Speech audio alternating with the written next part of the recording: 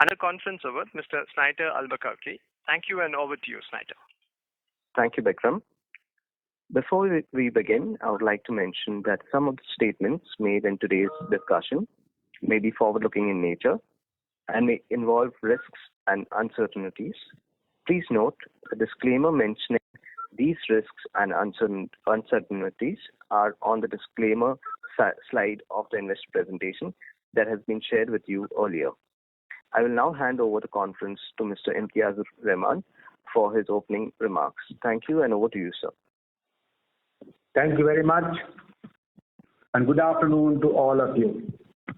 It is my great honor and privilege, on my personal behalf and behalf of the team present here, to welcome everyone to this call to discuss the financial and operating performance of our company for the second quarter of the financial year 21-22. I trust that you and your family are safe and sound. I pray that you and your family remain safe and sound. For the results, you must have gone through the press release and the investor presentation available on our website as well as the websites of the exchanges. I will begin my comment with an update on our economy, moving on to the mutual fund industry, and then to the performance of Uti Amc. We began this fiscal with the high-riding second wave of COVID-19, which the nation was able to overcome quickly. Now, we are so pleased that Mumbai reporting zero deaths due to the COVID-19 earlier this month. The workplace is now moving back to the offices as we continue with our normal business activities.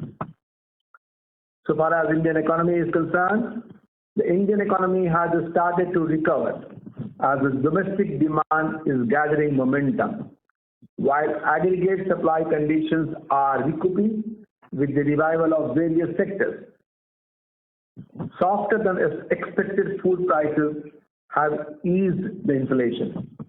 The progress in vaccination drive and normalization mobility is renewing the confidence in our economy and in our country. The Indian economy is expected to grow at 9.5% in the financial year 21-22. There was an upward revision of 6 bps in the expected growth for the Q2 of financial year 22, raising the number to 7.9%. The coming festive season is expected to further strengthen the momentum.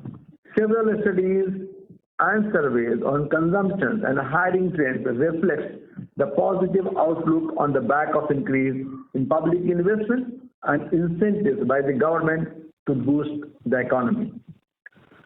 The Indian capital market, the movement in the benchmark indices clearly reflects the robust earning recovery of the Indian capital market. Sensex rose by 12.7%, while Nifty rose by 12.1% during that quarter, crossing the 60,000 milestone for Sensex and 18,000 milestone mark for Nifty. Sensex stood at 59,306 as today closing and 17,761 Nifty, up by almost above 55% and 56% respectively from the corresponding number on September 30, 2020. The Indian mutual fund industry is poised to grow. The quarterly average AUM for the Indian mutual fund industry stood at rupees 36.21 lakh crore as on September 30, 2021, growing by 9.14% as against rupees 33.18 lakh crore as on June 30, 2021, and by 31.2% from rupees 27.6 lakh crore as on September 30, 2020. The closing AUM of the industry as on September 30, 2021 was rupees 33.74 lakh crore as against rupees 33.67 lakh crore. The total number of folios for the industry as on September 30, 2021 also grew and stood at 11.17 crore, registering an increase of 8.84% during the quarter and 20% from the September 30, 2020. The SIP inflows crossed rupees 10,000 crore mark for the first time in September 2021, taking the SIP AUM of the industry to rupees 5.45 lakh crore, an increase of 12.6% over the last quarter. The SIP AUM stood at 14.8% of the overall mutual fund industry number.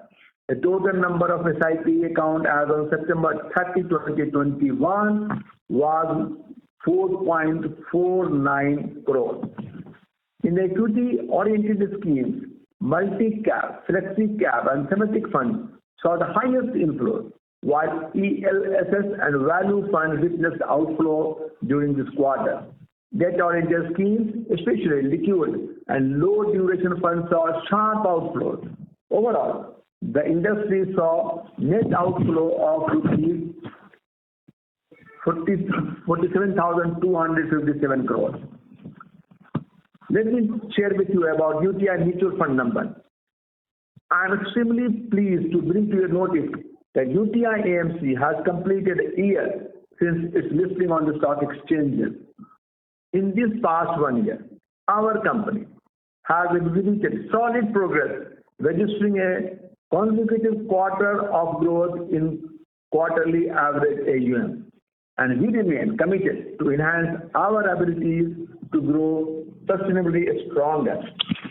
The total assets under management for Uti AMC as a group registered a growth of 5.1% over the last quarter and 21% over the previous year, and stood at 12.63 lakh crore as on September 30, 2021. I repeat, our group AUM as on September 30, 2021 is rupees 12.63 lakh crore as against 12.01 lakh crore as on June 30, 2021. The quarterly average AUM for the July to September quarter for domestic mutual fund was rupees 2.09 lakh crore as against 1.87 lakh crore for the quarter ended June 2021. The quarterly average AUM grew by 11.6% over the last quarter and witnessed a year-on growth of 34.7%.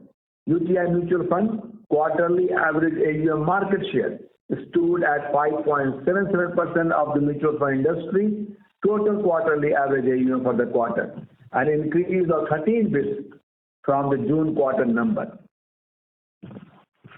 Our market share has gone up by 13 basis. The equity quarterly average AUM as on September 30, 2021 stood at rupees 63,177 crores, an increase of 60.8% over rupees 39,291 crores as on September 30, 2020.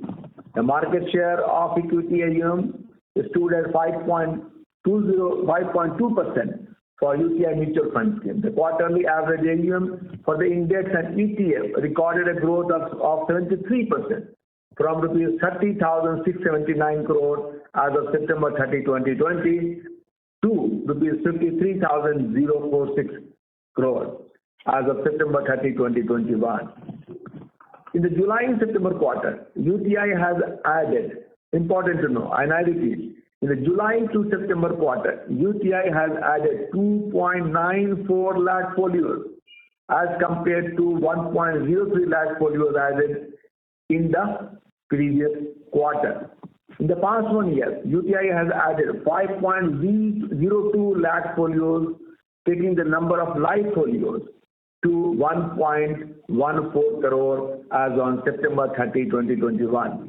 The open-ended equity-oriented schemes added 7.53 lakh folios, while the closed-ended scheme saw an exit of 1.92 lakh folios due to the maturity of various closed-ended schemes.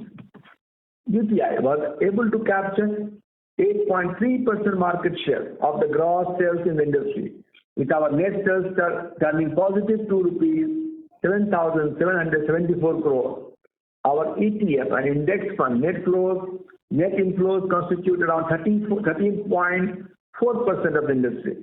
Net inflows during the September quarter, while the equity fund net inflow for the period stood at 9.9% of the industry net inflows.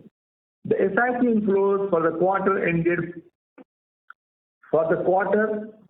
September 2021 stood at rupees 1,196 crore, rising by 18.54% over the previous quarter and by 57.4% from the corresponding quarter in the financial year 2021.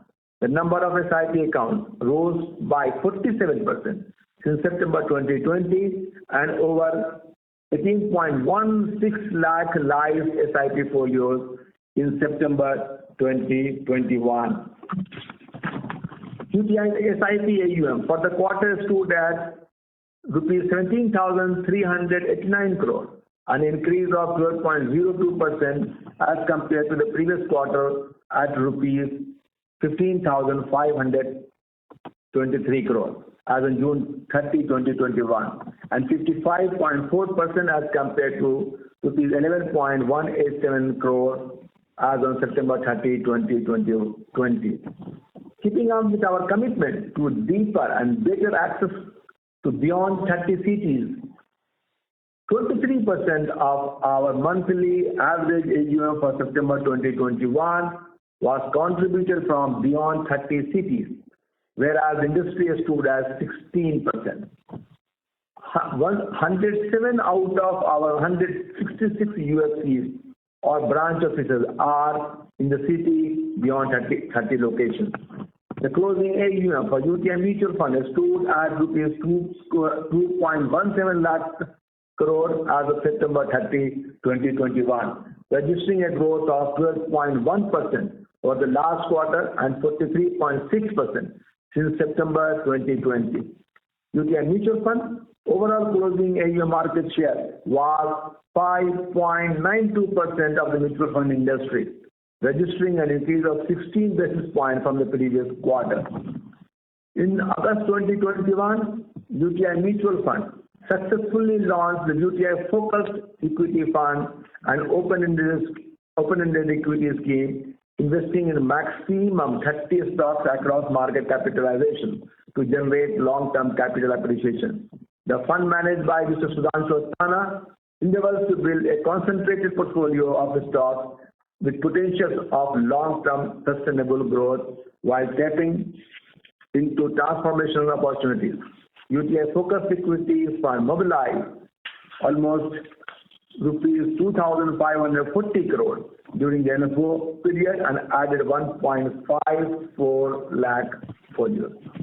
I am pleased to bring to your notice, and you have already been informed, that Mr. Vetri Subramaniam is our Chief Investment Officer, and Mr. Ajay Tyagi is our Head of Equity. We have also added talent in our fixed income team, and Mr. Anurag Mittal has joined us as a fund manager and deputy head of fixed income. We will continue to strengthen our team in the fixed income. In our endeavor to achieve faster growth, we have incorporated certain strategic refinement in our sales team to enable better focus and resource utilization. During the quarter, we witnessed the participation of 70 technology startup firms in our flagship annual event, the UTI Mutual Fund Innovation Summit Ignite, which provides them with an ideal platform to showcase their solutions and collaborate with UTI to solve the challenges we face.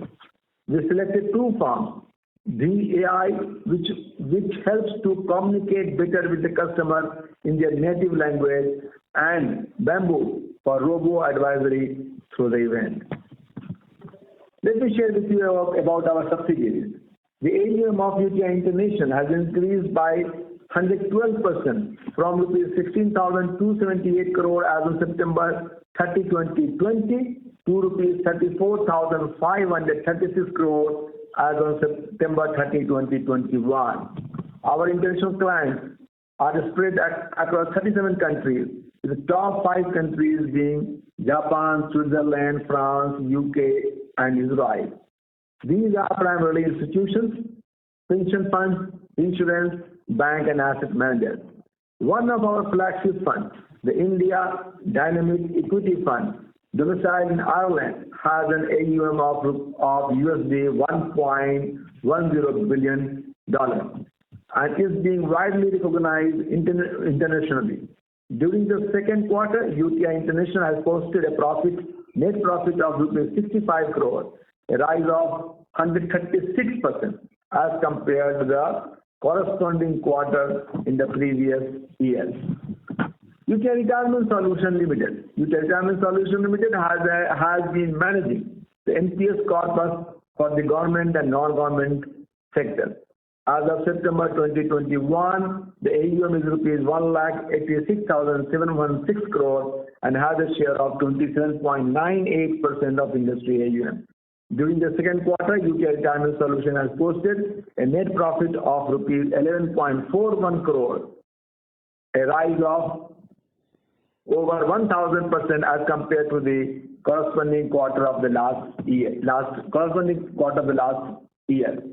UTI Capital, the total AUM of rupees 1,136 crore, currently manages active debt funds like UTI Structured Debt Opportunity Fund, which was launched in August 2017 and closed in May 2019, having AUM of rupees 404 crore now. And UTI Stock 2, which was launched in September 2020, having AUM of rupees 456 crore, and the fund is currently in fundraising stage as well as in the investing phase. IITF having AUM of rupees 276 crore as on September 2021. During the second quarter, UTI Capital has posted a net profit of 40 lakhs, a fall of 18% as compared to the corresponding quarter of last year. We are building this company. Let me share with you about the UTI Amc Financials as a group. UTI Amc's financial improved on the back of strong net flows and cost control measures we have taken. During the second quarter, the company posted a consolidated net profit of rupees 199 crore, a rise of 67% as compared to the corresponding quarter of the last year. The half-yearly profit stood at 354 crore. The operating profit margin as a percentage of AUM for the September quarter was 17 basis as against 16 basis for the quarter 2 of the previous financial year. Along with improvement in our operating profit margin, return on earnings of the company on a consolidated basis is 25.1% in quarter 2 of this fiscal year. The PAT margin stood at 52% during the second quarter. Net worth of the company on consolidated basis is rupees 3,360 crore as of September 2021. With this, I would like to open the forum for Q&A, and I have with me my colleagues, Mr. Surajit Saha, CFO of the company, Mr. Vinay Lakhotia, Head of Operations, and Mr. Sandeep Samsi, Head of Corporate Communications, Strategy and Investor Relationship, to take the discussions and conversation forward. I wish you and your family a very happy Diwali, and thank you very much. Thank you very much, sir. Ladies and gentlemen, we will now begin the question and answer session. Anyone who wishes to ask a question may press star and 1 on their touchtone phone now. If you wish to remove yourself from the question queue, you may press star and 2. Participants are requested to use handsets while asking a question. Ladies and gentlemen, we will wait for a moment while the question queue is open. To ask a question, please press star followed by 1 on your touchtone phone now.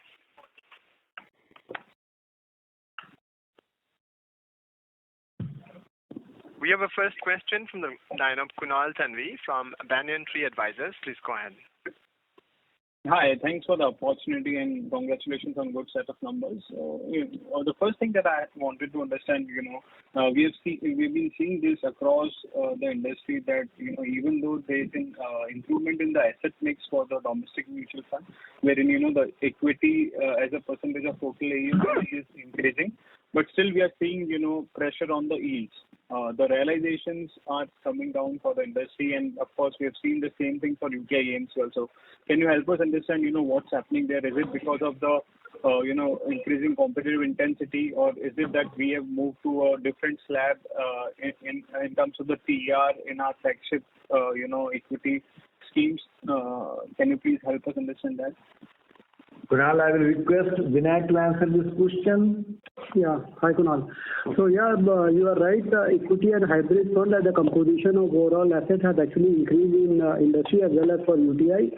For UTI also, equity and hybrid fund as a composition of asset has increased by almost around 400 basis points during this half year. However, in terms of yield, we have been able to maintain our yield margin number at weighted average yield margin number at 43 basis points as compared to 43 basis points which has been charged over the last half year of 2020. Yes, I do agree there will be some bit of pressure on the margin number going forward, because as and when the newer asset is added to the AUM, which is yielding a slightly lower management fees, the overall yield will come down. Also, as you are aware, as and when the AUM of the fund goes up, the TER get reduced, so it might have a marginal impact on the overall AMC yield. But for the full financial year, at least we are confident that we'll be clocking AMC margin yield up close to around 44 to 45 basis points, a similar number that we posted in last financial year. Sure, that's helpful. So broadly, while so it's kind of because of the size of the newer assets coming at a higher distribution cost, correct? Yes, but still we are taking a lot of steps, including reduction on commissions and ensuring that the yield margins are being protected. Sure. And second question was on the employee cost. When we see this particular quarter, there's a rise in employee cost on a QOQ basis as well. Like we've done some 100 crores in the employee cost. We understand that two things happening.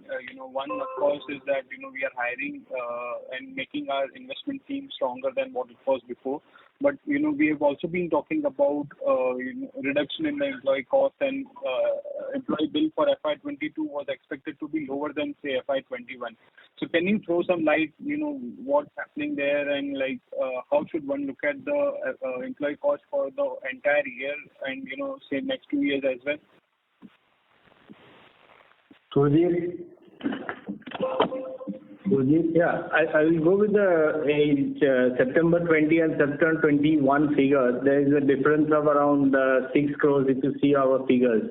Mainly because of two counts. One is, you must be aware that UTI has been outperforming the industry growth. Like industry has grown by 31% and we are our AUM has grown by 35%. Even on quarter we have done better, like industry by 9.02% and we are at 11.6%. So because of this, we had to give some spot reward to some of our employees who have performed well. So 2.29 crores we have expensed for spot reward. And apart from that, 2.50 we have provided additional for variable pay, which I said in the last quarter also. Last year we made a payment of 30 crores. This year we have provided 35 crores. So there is a additional expense of 2.5 crores. That is together is 4.79 crores. And 1 crore is due to the actuarial valuation. That is because in the last quarter and December, in the March also, the interest rate at which we valued our actual was around 6.45, and this quarter it's around 6.25. So there is an additional cost around 1 crore, and the balance is due to the medical. So this is the main cause of the reason why there is a difference of 6 crore in the employee cost. So Kunal, what you need to see is you need to put the salary increase of our block, and then you normalize it further. If you see salary increase, which is around 7.5% for the industry, and then we are managing our costs well. So there is a soft cost element here, which is a non-cash item, and also because of the incentive which we have wanted to give to the people. And that is the reason we raised 2,500 crore. And we will be able to offset that increased cost. So we are managing our employee costs well now. Sure. And from overall year basis, like when I have to say compare FY22 with FY21, how should I look at it? Like on an absolute basis, we will see the same employee cost, or we will still see a lower employee cost than say FY21, which we had talked about in the last conference call. See the estimated cost. If you see the data which I've got in front of me. Even on the parameters which Surajit has explained to you, the increase is only 3%, right? Generally, the industry salary cost has gone up by 7.5%. So if we retain this number, it is far well under control, right? As we have now, we are not anticipating any further employee cost. Sure, got it. And so I'll get back in the queue. Thanks. Yeah. Thank you. Thank you. We have next question from the line of Pritesh Chheda. Before we take next question, participants to ask a question, please press star 1. Mr. Chheda, please go ahead. Sir, I just wanted some clarification on the yield side. So obviously there is a mismatch in terms of the AUM added at the rate at which it got added and the revenue growth rate. So I couldn't catch your comment that as and when the fund starts maturing and the fund AUM starts going up, the yield would eventually come back to 44 basis point or 43 basis point, whichever is the number, versus the erosion that we have seen now. So if you could elaborate there a little bit. And second, on the cost front, we had this retirement also ongoing, and so sum total of all, if you could give us what will be the employee cost number for FY22, that will be very helpful, instead of relatively comparing what is the growth rate that we have vis-a-vis the other companies. Yeah, Vinay, first point, Vinay. So I'll take the first question. So what I said on the AUM side, as the AUM size grows, the overall TER gets come down. So as per SEBI formula, a 5,000 crore increase in the AUM leads to a reduction of TER by around 5 basis points. In case if you are able to pass on those TER impact to the distributor, the margin doesn't get affected. So there is a bit of pressure on the margin as and when the AUM size grows. And for the last 1.5 years, our AUM of equity and hybrid fund has been actually growing. So there is some bit of margin pressures as far as the AMC yields are concerned. And second point was, as and when the older assets get redeemed and is replenished with the newer assets, the yields are different on the older assets as compared to a newer asset. That's why there's always a bit of downward pressure impact on the AMC yield. But having said that, in spite of these two factors, we have been able to protect our AMC yield as compared to last year. Last year, our weighted average AMC yield was at 43 basis points. The current AMC yield for this particular half year ended is also 43 basis points. For the whole of the last financial year, the yield was somewhere in the range of around 44 to 45. We are confident that we'll be able to maintain the same yield number in spite of downward pressures on the yield because of these two factors that I've already explained to you. Does that clarify? Yeah. So if you could tell us on the newer funds, what is the yield vis-a-vis the older funds or the older AUM that we have? Is the difference? So we are not giving any direction as far as the margin number are concerned, but generally the sharing ratio between the distributor and AMC is in the range of around 50 to 70% of the total distributable TER gets passed on to the distributor, and the balance remains with the AMCs. 50% being on the lower end of the curve, which is the individual financial advisor, and 70% to a national distributor or to a bank. So my question was, on this part only. So between the newer funds which have been launched, from the yield perspective, what used to be 44 basis point, the newer funds are getting launched at what, a 10 bips differential or a higher differential? If you could just tell that. So 44 basis point is the weighted average yield at UTI AMC level. Perfect. And the newer fund? And the newer fund, as I told, depending on the expense ratios of the fund and also depending on the kind of mobilization that you do. So what I have stated you a number of 50 to 70% is the commission that gets passed on to the distributor of the total expense ratio. Okay. And balance is retained with AMC. Okay. And on the total, on the employee cost side, sir? What is the question, employee cost? Can you come again? I wanted to know what will be the absolute employee expense for this year, if you could help us understand that. So versus what was spent last year. Last year was about 400 and... Yeah, standalone basis is 380 crore. Last year was 380, so versus that, what it should be this year? It should be in the same range, or some lower figure will be there. Okay. The range bound is range bound, depending upon how do you perform, right? So if the performance goes better, then there is more incentive, but revenue will also be better. So the cost income ratio will be the most important thing to see, right? It all depends upon the performance of the individuals as well, but should be the same range bound. And what is the variable portion in this in the employee cost? Estimated is 35 crore for the full year. Variable portion. Variable point, yeah. Okay. And so my last question is, post the IPO, now my guess is the lock-in for a lot of the banks would have got over in terms of their holdings. Yeah. And we know that Tiro has a differential holding structure in the asset management trust and a different holding here. Any progress or any changes or any developments there, if you could help us understand? I'm not aware about any changes. I have received no communication from any quarter about any changes. They are the sponsors, and the requirement of a sponsor is that 40% of should be there with the sponsors. So I have no comments to make on this, and I have no information on in this matter. Okay, but they have they increased their holding on the trust side? No, there's no change in shareholding. In the last 12 months? No, there's no change in shareholding. In the trust company also.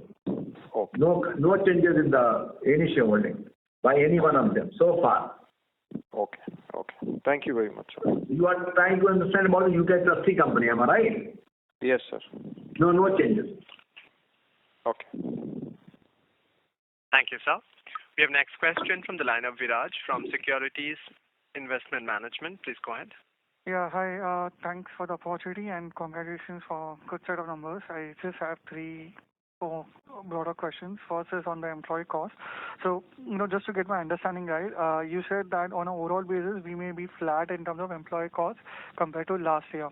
Am I right in thinking that way? Yeah. Okay. Yes. So if I look at last year, we had around 31 crores of ESOP costs, which this year would be somewhere close to 13-15 crores. So in the first half also, we have seen a drop in ESOP costs of around 8-9 crores already. Now, I understand we are making some hires at the senior level, and there have been some hires in terms of sales RM also in FY21 as well. But if I just go back to our earlier communications, it's been that we will see a good amount of savings in terms of VRS or a certain number of people going into retirement. And the understanding was that we will probably see some savings flowing through probably in Q2 or in second half. But based on your communication, it seems that we don't see any of that savings. I mean, I'm just trying to understand where is the disconnect here, because improvement in employee cost efficiency and overall productivity is one of the key levers in terms of growth and profit for us, other than the AUM which we are focusing on. So just trying to understand where is the disconnect here. So I don't feel the VRS is a point here for the discussion. What our team has shared with you earlier about the natural retirement of this one. Right. So if you see the last year number, it was 380 crore as a consolidated number. And if you take the average salary increase is 7.5 to 8% for any industry, it should be more than 400 crore, right? We are giving an indication to you that it will be the range bound of the previous year. That gives the clear indications that there will be a potential saving, Viraj. And as my team has already also said that over the 5 years period, we are estimating a saving of 75 to 80 crore, and we stick to that, to the natural accretion, which is the retirement of the key business. So there are two questions here. One is, based on a natural retirement schedule, when do we see bulk of the savings accruing to us? I mean, I asked this in the last call as well. Just trying to understand, is it FY23, 24, where more majority of that 70-75 crores where we start seeing in? So that is one. And second is, we have already been giving a good amount of ESOPs. And the idea earlier was that, as those ESOPs also kick in, the variable part or the performance incentive may also moderate. But based on what he's saying right now, that is not going to be the case. So just trying to understand. Most of the retirement will come from 2024, 25 onwards, right? And the 5 years it will settle down. Next 3-4 years will settle down. So far as the normalizations of concern of variable pay or the ESOP, when we close the year, we will give you a better picture on that. At this particular point of time, we are only increasing the variable pay by some percentage, right? 30 to 35 crore. And as you see the number, performance of the organization is very good, which you yourself have congratulated. So therefore, we need to wait on the overall employee cost number. Whatever the indication we are giving it to you, I think we are very confident we will achieve the particular number. Sir, I'm sorry to interrupt. Kindly come back in the question queue, Mr. Viraj. Thank you. Ladies and gentlemen, in the interest of time and fairness to all participants, kindly restrict questions to 2 per participant. If you still have more questions, please join the queue afresh. We have next question from the line of Prayesh Jain from Motilal Oswal. Please go ahead. Yeah, hi. Good afternoon. Good evening, everyone. Congratulations on a great set of numbers. So first question is on the retirement solutions business. If I look at the AUM growth of the industry and the other two government players, it's on a closing basis sequentially it's been 10% for SBI and LIC, but for UTI it's 6%. And even if I look at from a March ending perspective, UTI is at 13% and the other two are at 17%. So what is the reason why we are underperforming in terms of AUM growth? Is it any specific reason that we are getting a lower share of the incremental funds coming from the government organizations? Yes, we are getting a lower number for this particular half year. Hopefully, the number will be reset from the next quarter onwards. Okay. And is the reason for that? No, there's no reason, a specific reason for that. Right? It will be settled down. Yeah. Okay. And sir, and how would you say your yields will move on the international business front? I think we had indicated that the yields on the international or the offshore fund will move higher going ahead, but we don't see the traction in the numbers. So what is the trajectory that can be expected on that side? I think yield has grown as we have given you the number in our presentation. If you see, the yield has grown and the AUM has also grown. To the IDF, the main fund, the AUM has grown, and the accrual, the real accrual will come from the quarter-on-quarter basis as we witness the growth. So AUM has grown, and hence yield will further grow, and we are not incurring any much cost there, any additional cost there. However, I must tell you is we are opening our office in Paris, to mitigate the risk related to the Brexit. But we are not adding many new manpower there. Cost will remain flattish, and the revenue will be more. So it will also be better. Okay. And it is there in our presentation. Yeah, it's there in the presentation, sir. Yeah, great. And lastly, sir, could you comment on how would you plan to grow your SIP book further? You've seen a very strong growth. Any specific actions you're taking to ensure that the SIP growth is better? We are extremely focused to further grow on the SIP book. Our team, led under the leadership of Mr. Pushpendra Dastoor, he is deeply engaged with the sales team. We have got full-fledged strategy behind. We have tied up with all the banks, nation distributors, MFDs across the country to grow the book. And that is our key focus area. Right, just to add some numbers. Yeah, Sandeep. So, if you look at our SIP book numbers also, now our SIP count market share has been close to 4%. We have also increased our SIP registrations now from 3.91% which we had last year to 4.32% in September. So as Mr. Rahman rightly pointed out that with the joining of Pushpendra Dastoor as the head of sales and the focus that he is bringing in driving sales to SIP, we are very confident of improving our SIP book. If I look at my fintech participation also, I've got very good share which is coming from the fintech. And be it Paytm or Grow or Kuvera, all these players we have been improving our share, and we are so hopeful and confident that, as I mentioned, with the digital team, with the sales team in place, we should be able to improve our SIP book from the fintechs as well as overall SIP book. Right? Justly on this fintech part, could you give us some numbers as to what is the industry size and how much are we? What kind of market share we have there?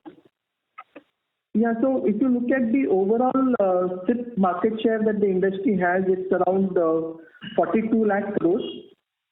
We have a share, and as I mentioned that we are improving our share.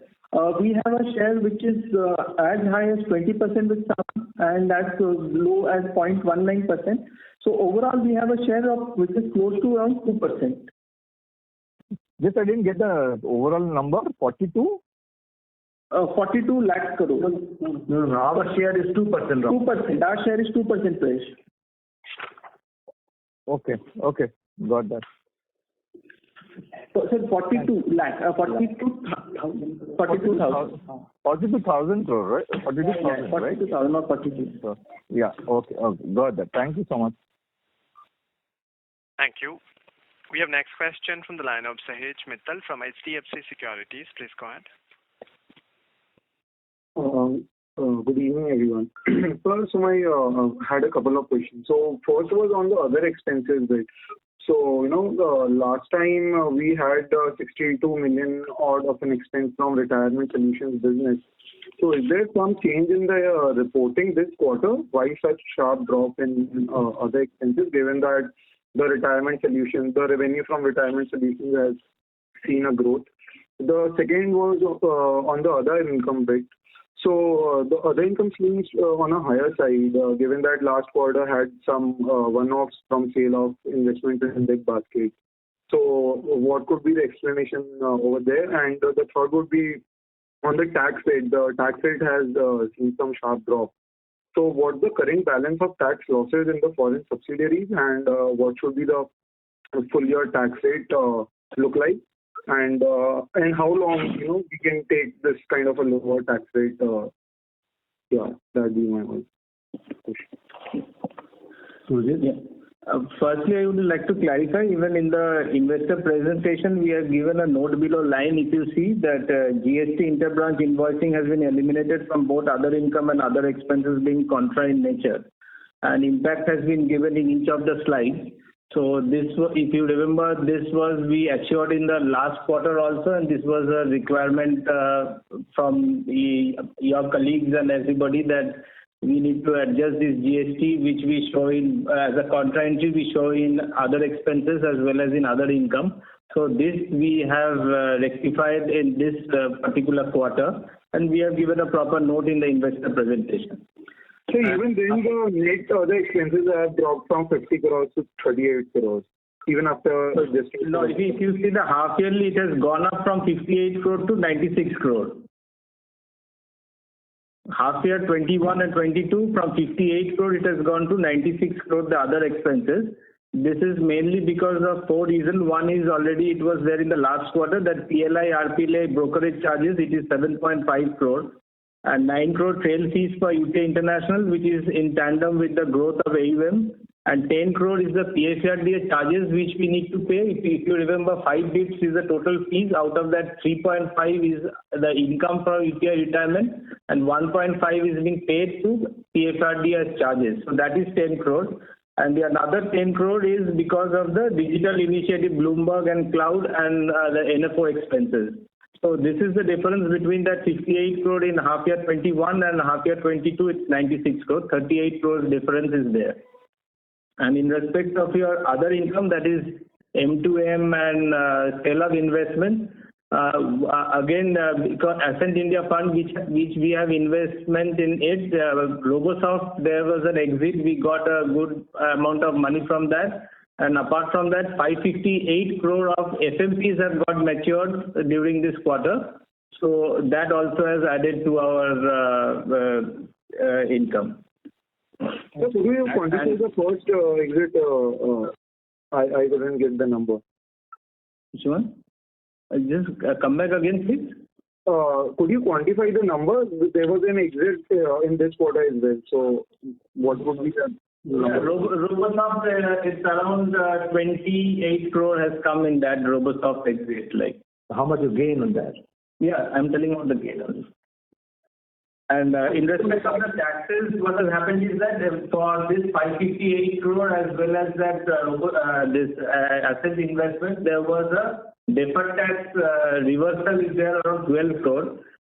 So our capital, which from the deferred tax, it has come to the taxation, the capital gain tax. But there was an asset fund 5 crore loss which got adjusted. So our effective tax rate has become 18% if you see. 14% on a half year basis, and last half year it was 18%. So what does the NFO pipeline look like for the UTI AMC? We are planning to launch 2 more funds at an appropriate time. Any on the active equity side? Yes. So we have a SEBI approval for launching a multi-cap fund, UTI multi-cap fund, which will be on the active side, and we will be launching it at an appropriate time. Apart from that, we have plans to launch some of the other passive funds for which we have got approval.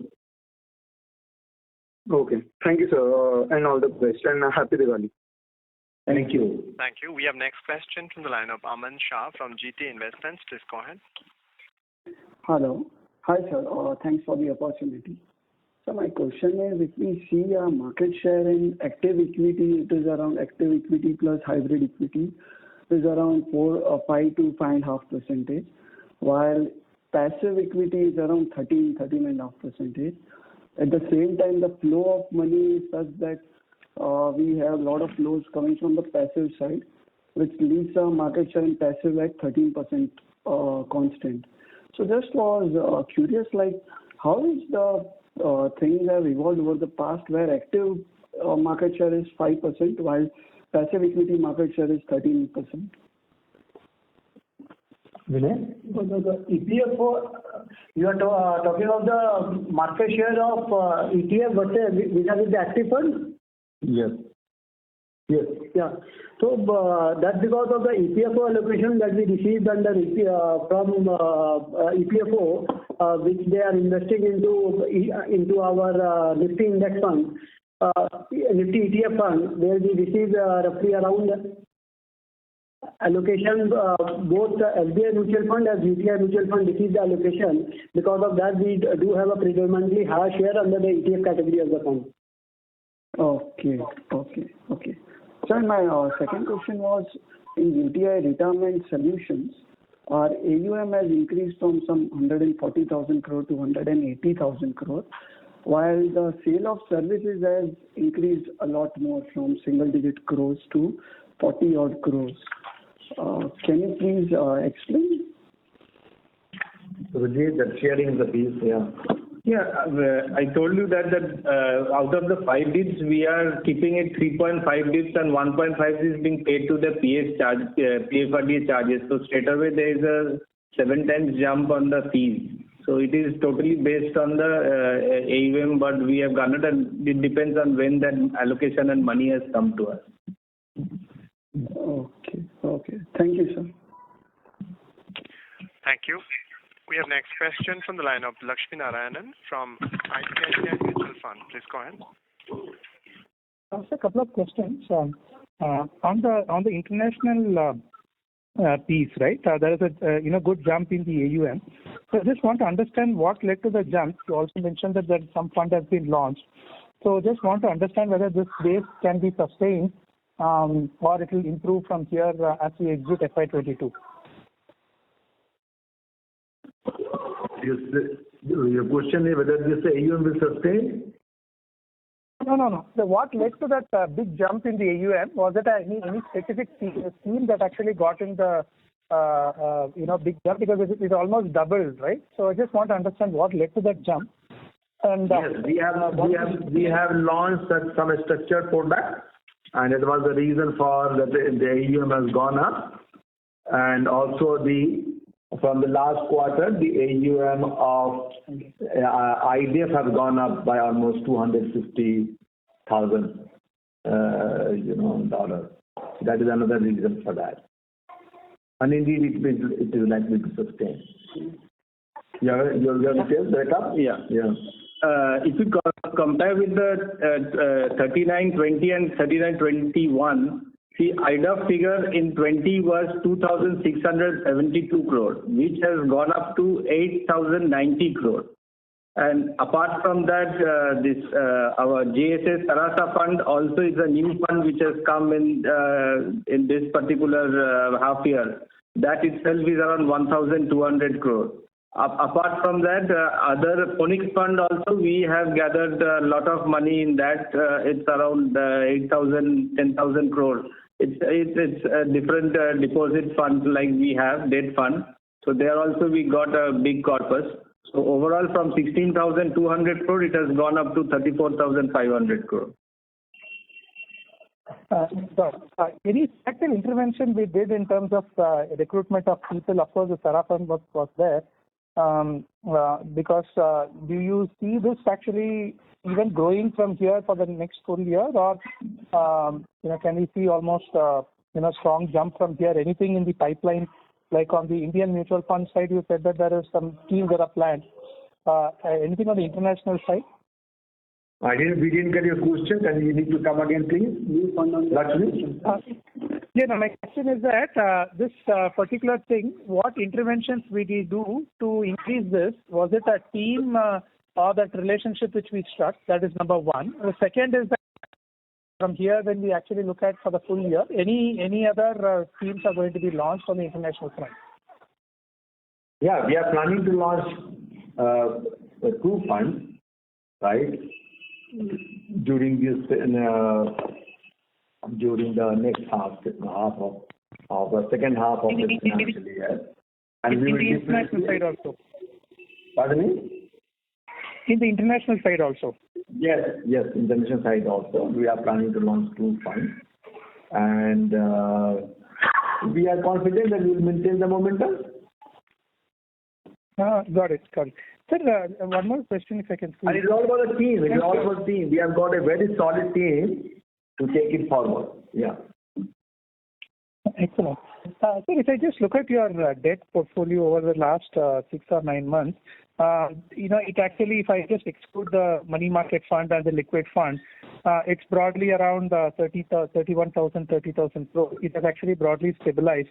While the FMP rundown has not actually created a material difference in your non-liquid, non-money market fund.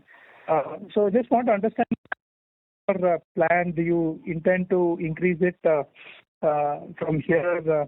Why it's been quite stagnant on the debt fund side?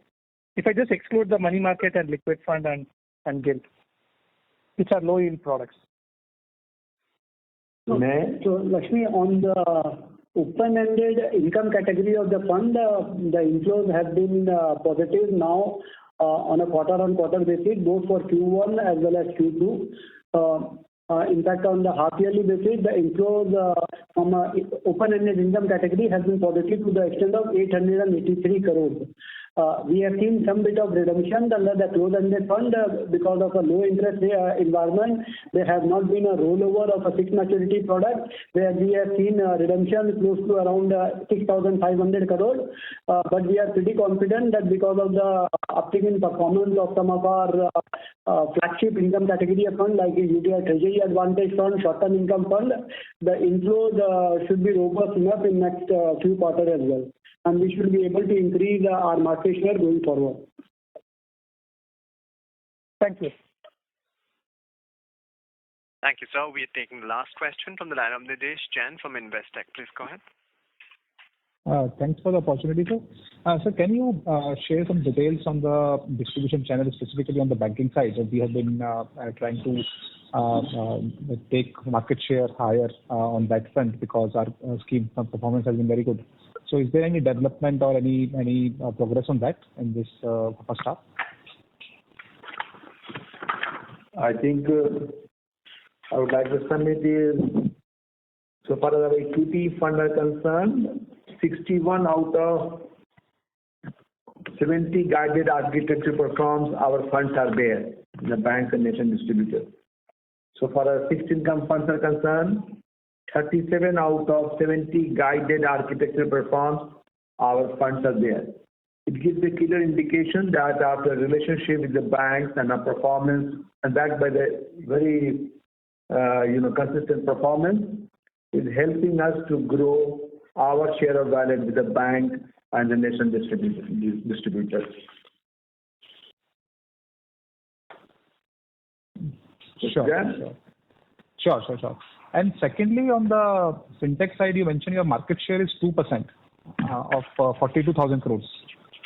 Yeah. Yes. Sandeep? That is lower than your overall market share of close to 5.8%. Yes. Sandeep, what are we doing to catch it up? So, Nidesh, I would like to just correct myself. See, what I was talking about is the industry count. The total number of industry count is around 42,65,000. And of that SIP count, we have a share of around 1.92 or 2%, close to 2%.